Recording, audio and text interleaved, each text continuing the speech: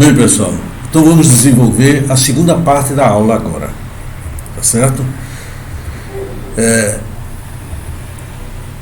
Aqui tem uma observação que vai ser muito útil na resolução de problemas. Por exemplo, você tem uma chapa de metal e faz um furo no meio, tá certo? Se você aquecer essa chapa de metal com o furo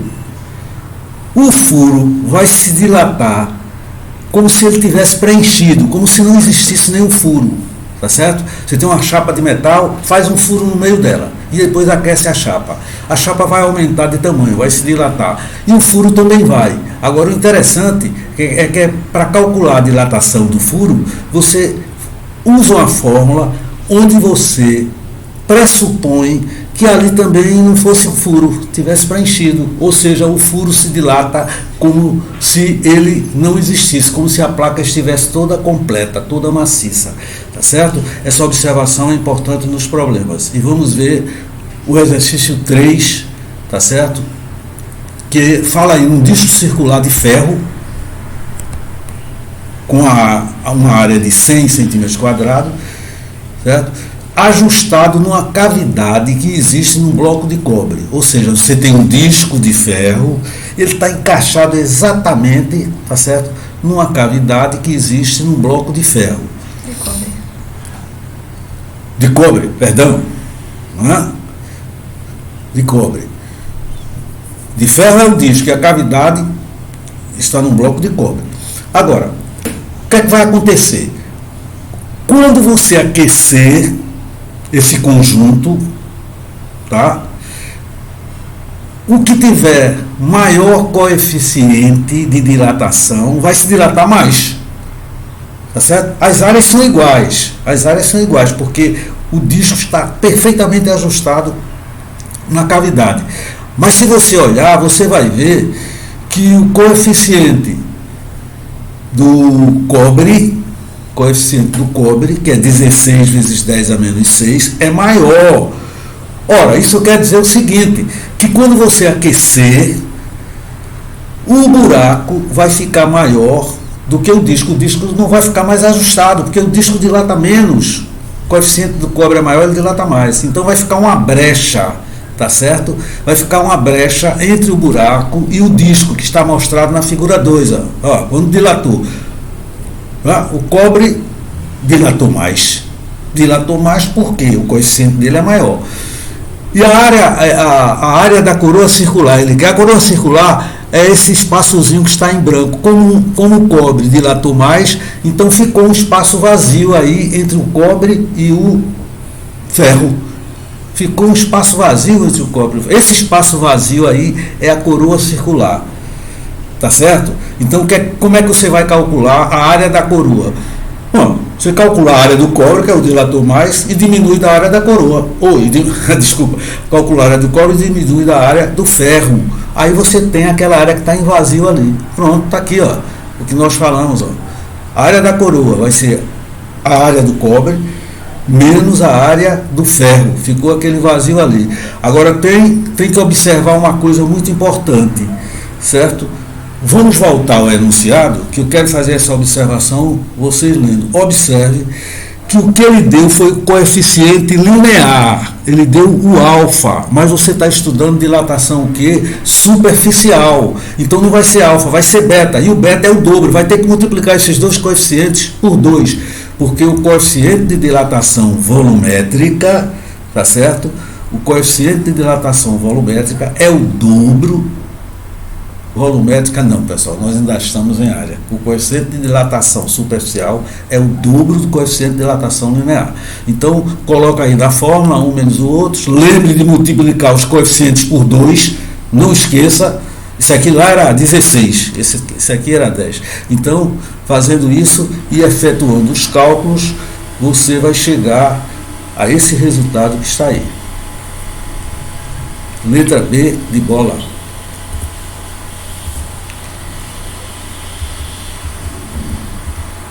Bom, finalmente, a dilatação volumétrica. Tudo se passa como antes.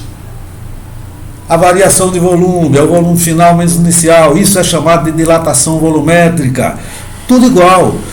Só que na fórmula, quando você escrever a dilatação volumétrica, que está aí nesse quadradinho amarelo, não vai ser beta não, vai ser gama, porque agora a dilatação ocorre em três vezes dilatação. Por exemplo, nessa caixa aí que está aparecendo no desenho, vai haver a dilatação do comprimento, vai haver a dilatação na altura, vai haver uma dilatação na largura. Então são 3 dilatações lineares, por isso que o gama é 3 vezes o alfa. Tá certo? Se ocorre 3 dilatações lineares, então o gama é 3 vezes o alfa. A fórmula continua a mesma. Eu volto a insistir, você só precisa saber uma fórmula. Qual é? Delta L é igual a alfa L0 delta θ. A primeira, lá do início. Agora, quando você quiser área, você troca o L por A. Quando você quiser volume, que é o nosso caso, a gente troca aquele L antigo por V. Então você só sabe uma fórmula. E agora muda o coeficiente, né? Porque o coeficiente agora é 3 vezes o coeficiente linear. Mas é tudo semelhante ao que ocorreu anteriormente. Aí vem um exercício aqui. Uma barra de estanho, tem a forma de um prisma reto, cuja base vale 4 centímetros e o comprimento 1 centímetro. Ah não, o comprimento está em metro, certo? O comprimento está em metro. O que já faz a gente ficar alerta, porque eu não posso usar no mesmo problema um comprimento em centímetros e outro em metros, porque eu não vou saber qual vai ser a resposta. Tem que homogeneizar, tem que passar de 1 metro para 100 centímetros, tá certo? Tudo bem. Então, a temperatura de 68 graus Fahrenheit e vai ser aquecido até atingir 508 graus Fahrenheit, tá? Então, a temperatura inicial 68, a temperatura final já tem aí a variação de temperatura, só é diminuir um do outro. Mas só que tem um detalhe.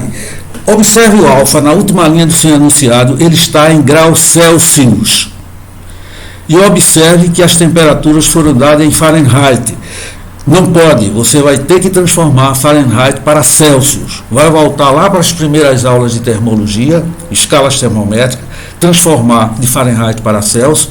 E também cuidado, porque tem uma dimensão em metros e outra em centímetros, né? Então isso também vai ter que ser alterado. Vamos ver. A primeira coisa a fazer é transformar de graus Fahrenheit para Celsius. Lembrando, né, lá do início do ano, que a variação em graus Celsius está para 5, assim como a variação em graus Fahrenheit está para 9. Está aí a equaçãozinha, né? Delta C sobre 5, delta F. O delta C é a diferença de temperatura em graus Celsius, é o que a gente quer. Porque a diferença em graus Fahrenheit só é diminuir ali, né? 518 menos 68. Tá certo? Então, fazendo essa continha aí, coisa e tal, você chega que a variação em graus Celsius é de 250 graus na escala Celsius, exatamente. E agora, como ele quer saber a variação de volume, ou a dilatação volumétrica, tanto faz, é o ΔV, certo? É o gama V0 ΔT. Gama V0, cuidado, porque o gama que ele deu lá, tá certo? Cuidado, porque o coeficiente que ele deu foi o coeficiente linear, mas estamos fazendo uma dilatação volumétrica. Tem que multiplicar por 3 aquele coeficiente. E está aqui multiplicado. Você botar os valores numéricos e resolver a questão. Não esqueça também, tá certo? Não esqueça também de transformar metros para centímetros. Lá tinha 1 metro. Não é? Lá tinha 1 metro. E você vai ter que transformar para centímetros, isso com a intenção de calcular o volume inicial, tá certo? O volume inicial. Para calcular o volume, não está aparecendo aqui na solução o cálculo do volume inicial. Aparece na fórmula o volume inicial, mas não aparece o cálculo. O volume inicial você sabe que é a área da base multiplicado pela altura. O volume de uma caixa, né? O desenho mostrou uma caixa. O volume é o produto da área da base pela altura. A área da base ele deu em centímetros, o outro está em metro, você passa para centímetros também, e multiplica um pelo outro, né? Tá certo? Multiplica um pelo outro. Multiplica a base pela altura. Não esqueça de transformar de 1 metro para centímetro. Fazendo os cálculos, nós chegamos a esse resultado aí de 6 centímetros. Bom, então aí calculamos a variação de volume, mas o enunciado desta vez não pediu o volume final. O enunciado pediu o volume final. Então o volume final a gente calcula por aquela fórmula que tem, né? Delta V igual ao volume final menos inicial. Então, usando essa equação, que a variação de volume é o volume final menos inicial, eu substituo a variação e determino que o volume final é de 406 centímetros cúbicos, letra C.